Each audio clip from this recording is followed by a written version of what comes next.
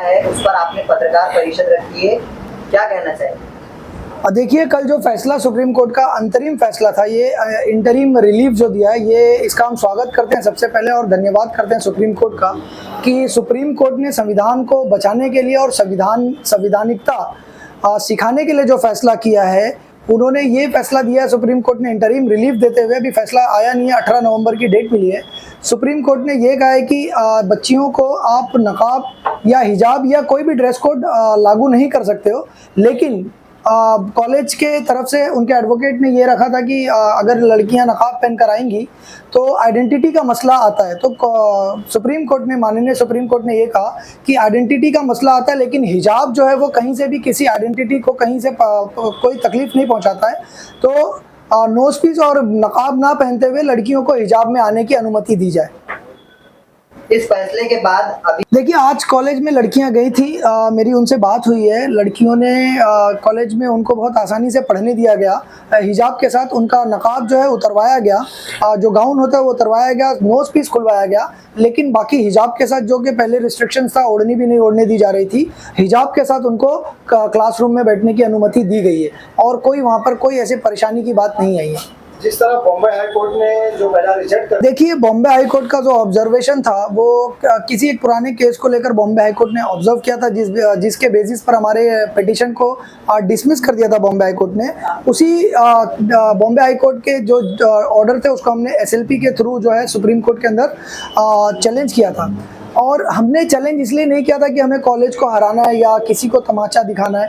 हमारा मेन उद्देश्य ये था कि ये अगर कॉन्स्टिट्यूशनल राइट्स के वायलेशन होते हैं, फंडामेंटल राइट्स के वायलेशन होते हैं, तो Supreme Court is the protector of the fundamental right, और सुप्रीम कोर्ट ही प्रोटेक्टर है कॉन्स्टिट्यूशन की। तो हमने वहाँ गुहार लगाई कि इन बच्चियों के फंडामेंटल राइट्स का वायलेशन हो रहा है, जिसको सुनते हुए सुप्रीम कोर्ट ने जो ऑर्डर किया है, मैं इस ऑर्डर को ऐसे भी नहीं लेता हूँ कि ये जो इंटरिम ऑर्डर है, इसको ऐसे भी नहीं लेता हूँ कि ये कॉलेज की हार या बच्चियों की जीत है। बिल्कुल भी नहीं, ये जीत सिर्फ और सिर्फ संविधान की जीत है। और बच्चियों को पढ़ने के लिए जो ऑब्जर्वेशन माननीय कोर्ट ने दिया कि वुमेन्स एम्पावरमेंट के लिए आप वुमेन्स को डिसाइड नहीं, वुमेन्स के ऊपर अंकुश नहीं लगा सकते हो कि what they have to wear, उनको क्या पहनना चाहिए क्या नहीं पहनना चाहिए।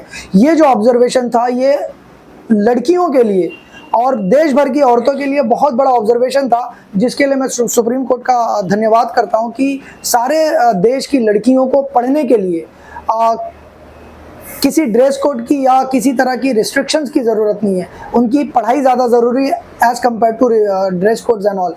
सुप्रीम कोर्ट का ये ऑब्जर्वेशन रहा है।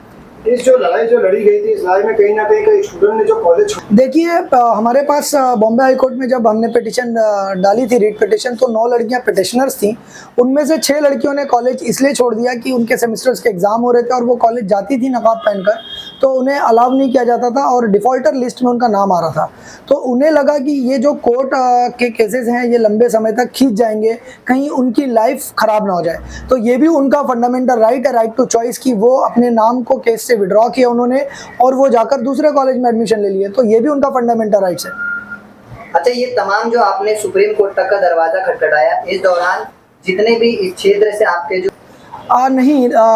हमारे जो हमने पहले जो कम्युनिकेशन हमारा कॉलेज के साथ चल रहा था, उसके अंदर हमने कुछ विधायक को अप्रोच किया था कि आप बात करो ताकि ये मामला यहीं ख़त्म हो जाए, लेकिन कॉलेज मैनेजमेंट ने नहीं सुना। तो फिर हमने जब बॉम्बे हाई कोर्ट में पिटीशन डाली, उसके बाद हमने किसी पॉलिटिकल पार्टी या किसी पॉलिटिकल लोगों को या मिली तंजीमों को कांटेक्ट नहीं किया, क्योंकि ये कोई धर्म या कॉलेज है, धार्मिक अखाड़ा या पॉलिटिकल अखाड़ा ना बने, इसका हमने खास ख्याल रखा था कि हमारा कॉलेज का प्रेमाइजेस है, आचार्य कॉलेज हमारा कॉलेज है, हमने वहाँ से एजुकेशन ली, हमारे बच्चे भी वहाँ से एजुकेशन लेंगे, तो वो धार्मिक या पॉलिटिकल अखाड़ा ना बने, इसीलिए हमने किसी पॉलिटिकल पार्टी को या किसी विधायक को अप्रोच भी नहीं किया इस मामले में।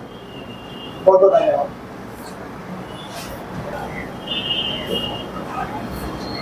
सभी जो बच्चे अभी कॉलेज जाएंगे या तमाम इस घटना को सुन रहे हैं, उन लोगों तक क्या मैसेज रहेगा? देखिए, जो बच्चियां हैं, मैं उनसे स्पेशली ये मैसेज आप लोगों के चैनल के माध्यम से पहुंचाना चाहता हूं कि सुप्रीम कोर्ट का जो है ये इंटरिम ऑर्डर मेरे हाथ में है।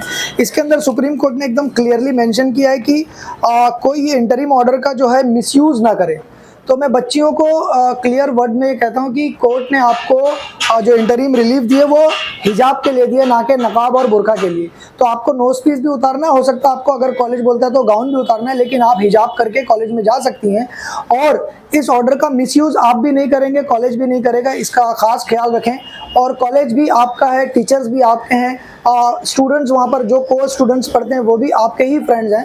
तो किसी भी तरह से कोई भी मिसकंडक्ट जो है वो ना हो, ये मैं ख़ास ख्याल रखने के लिए लड़कियों से कहूँगा।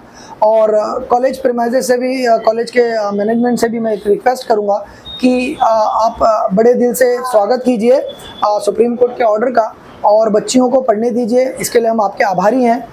Thank you very much.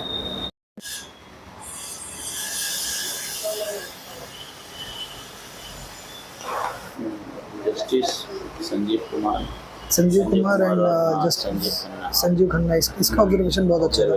तो उसके जमन में भी हुआ था।